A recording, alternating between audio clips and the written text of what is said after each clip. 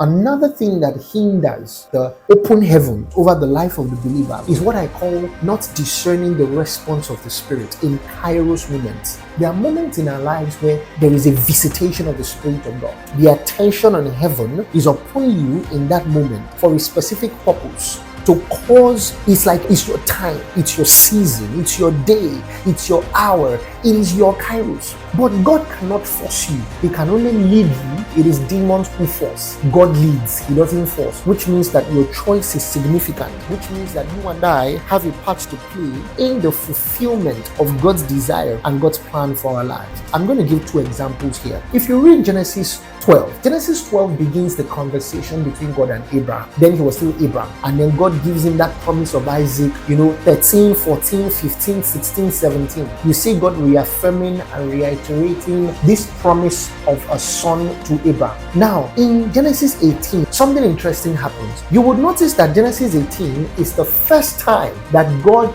gives Abraham a timeline in that promise. Prior to chapter 18, God did not ever mention a timeline every time He mentioned the promise. Now, the timeline signified that the promise had now come, what the realm of the Spirit had been pregnant with, which is what God's promises are.